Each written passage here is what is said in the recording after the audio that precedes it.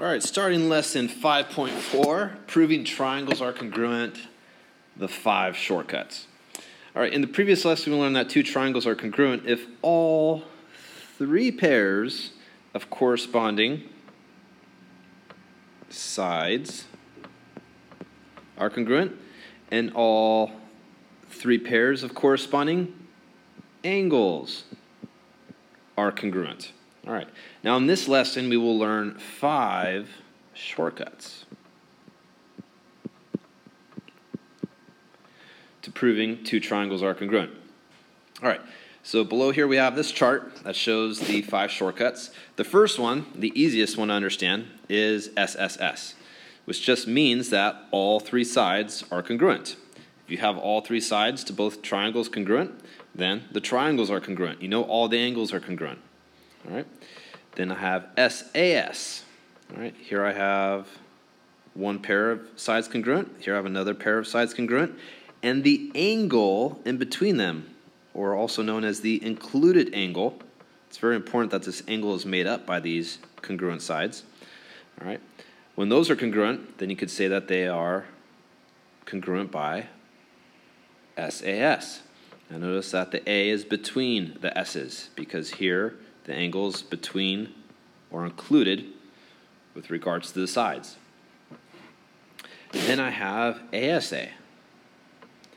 All right, now here I have one pair of angles congruent.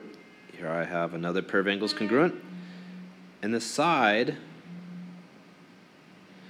between both of the congruent angles is also congruent. So I could say the triangles are congruent by ASA. And once again, that S is between the congruent angles. All right, then I have AAS. All right, I have one pair of congruent sides, I have a second pair of congruent sides, and then I have one pair of sides that are congruent. Now, how is AAS different from ASA? Well, notice that here I have the side not between the congruent angles. All right, so just walking around here, I have AAS. AAS, right? All right, then there's HL, which stands for hypotenuse and leg. All right, so here I have a right triangle. All right, it's a right triangle because I have a right angle here. And if I have this situation where one pair of legs is congruent and the hypotenuses are congruent, then you could say the triangles are congruent by HL. Okay? So look over this whole thing one more time, read through everything, study it. If anything's not making sense, ask for help right now. All right, because we're going to be using these shortcuts in all the future examples. All right, let's do some examples now. All right, so example 1. Is it possible to prove that the triangles are congruent? If so, state the shortcut. All right, what do I have here? Here I have A. There's another A. And then S. All right, so I'm walking around AAS. AAS. All right, that's the shortcut that proves those are congruent. All right, how about the next one? Here I have A. Then I have S, and here I have S. So I have A, S, S. A, S, S. There is no, I'm not going to say it, all right, that doesn't work. All right, it's not happening. So we don't have enough information to prove that these triangles are congruent. It only works with right triangles, but for right triangles, we use a more appropriate acronym, HL. All right, for part C, what do we have here? Here I have one pair of angles congruent. Here I have another pair congruent. And is there any other information? Yes, there is. Because the triangles are connected with a common side, they share that one side in common. All right, so here I have A, S, A. All right, A, S, A. All right, so that shortcut works for that example. Then I have D. Let's see here. I have one pair of angles in common. I have a pair of sides in common. Are there any other sides in common? Yeah, right here. It's reflexive property. All right. they share a side in common. So here I have A, S, S. And here I have A, S, S. Once again, the bad word does not work. We don't have enough information. For part E, here I have right triangles. All right, so they share the hypotenuse in common, and they have a leg in common. So as soon as you have right triangles that have a leg in common, and the hypotenuse is in common, or the hypotenuses are congruent, then we could say the triangles are congruent by HL. F. All right, here I have these sides congruent. I have another pair of sides congruent. And I have a third pair of sides congruent. It's the side that they share in common. All right, so right away, I could use the easiest shortcut, S, S, S. For the next one, G. Let's see, what do I have here? I have parallel lines. All right, whenever you see those arrowheads, you should be looking for the angle relationships that you learned about in Chapter 3. Alternate interior, alternate exterior, consecutive. All right, here I have alternate interior. Here I have alternate exterior. And here I have vertical angles. All right, do I know anything about the sides? No, I do not. All right, now, are there any shortcuts just involving the angles? No. So I don't have enough information to state that these triangles are congruent. So your answer is no. For H, let's see, I have one pair of angles congruent. I have another pair of sides congruent. Sorry, before I said angles, I meant sides. All right, what else do I have to work with here? Oh, here I have vertical angles. All right, so for this particular problem, I could use the shortcut S, A, S. S, A, S. Okay. And for the next one, let's see, what do I have here? I have these two right triangles, and I know nothing about the hypotenuse, but I do know something about the legs. All right, I have one pair of legs in common, or congruent. I have another pair of legs congruent, and I have one pair of angles congruent. And that angle is between the congruent sides. So I could use S, A, S here. Now, I've seen some students put HL. Now, are the hypotenuses congruent? We know nothing about the hypotenuses, so I can't use HL. All right, so just watch out for that. All right, if you have any questions about these examples, please make sure to ask for help. Let's go on to some more examples. All right, now we're getting into proofs. So taking everything we've learned and applying it now. Proof practice. All right, we're given all this information here. So let's label our diagram using it. AE is congruent to CE. AB is congruent to CD. E is the midpoint of BD, so that means that these are congruent.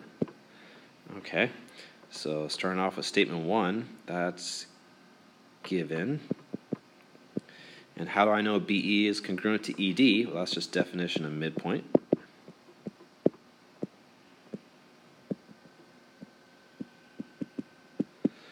All right, and now I could state that the triangles are congruent by what shortcut? S, S, S. All right, that's all there is to it. Next example, they give me the information AB is congruent to AC. AD bisects BAC. All right, so these angles are congruent. All right, so that's given. All right, and then I have BAD is congruent to CAD. That's by definition of angle bisector. All right, then I have AD is congruent to AD. All right, now how do I know that? It's congruent to itself. Both triangles share that side in common. So you could think of it like this. AD belongs to this triangle, And then this AD belongs to that triangle. That's one way to think of it. That helps you make more sense of it. All right, then we could say now that the triangles are congruent by what shortcut? Well, here I have S, A, S. S, A, S. All right, let's do another example. All right, oh man, I messed this symbol up here. This is supposed to be the parallel lines symbol.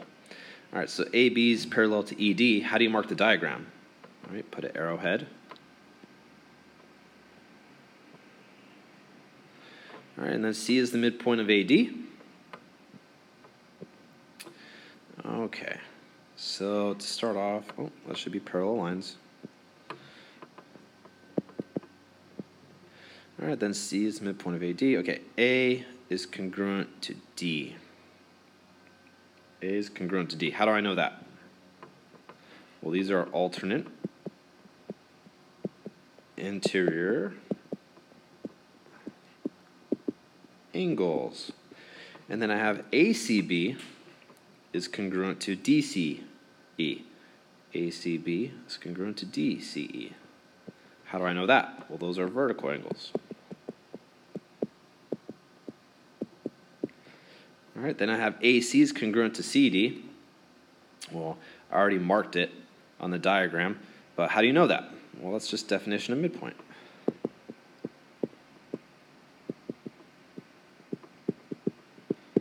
Okay, so why are the triangles congruent now? By what shortcut?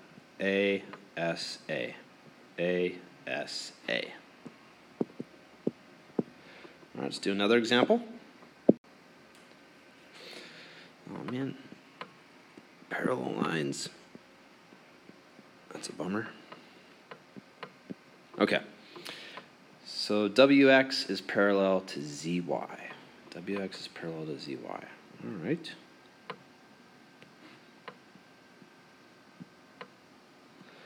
Okay. And angle WXY, WXY is congruent to YZW. Okay. Well, this is given, and this was given. How do I know XWY is congruent to ZYW? How do I know that? All right, well, these are alternate interior angles. Since I'm working with parallel lines, I know they're congruent.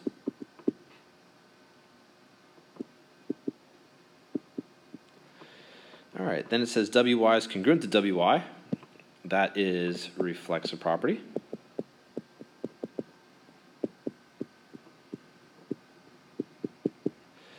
All right, so now I know the two triangles are congruent. By what shortcut? Let's see here. I have A, S. A, S. All right, let's do another example. All right, JM is congruent to LM. JM is congruent to LM. KJM is, angle KJM is congruent to angle, oh, they're not congruent. It says they're right angles. Well, they're the same type of angle, so they're congruent. All right.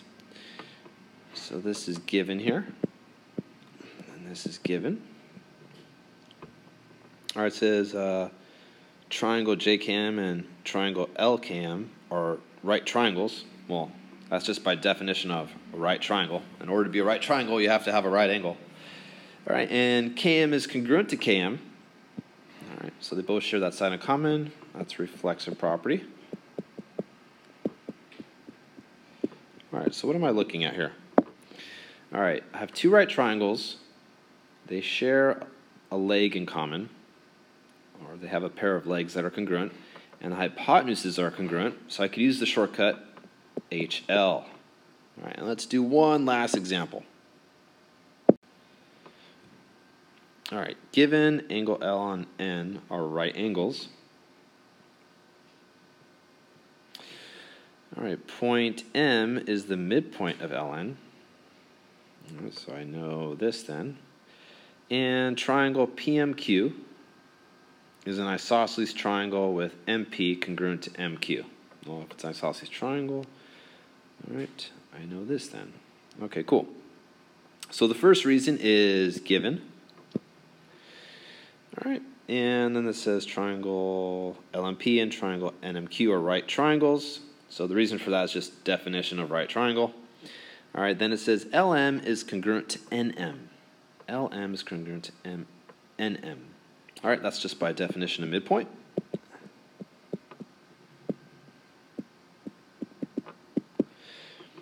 All right, and we have the two triangles are congruent now by what? Well, these are right triangles. They share a pair of legs in common, and the hypotenuses are congruent. So once again, I can use HL. All right, now the big question that students ask every year when they're taking geometry is this. All right, and here's my response.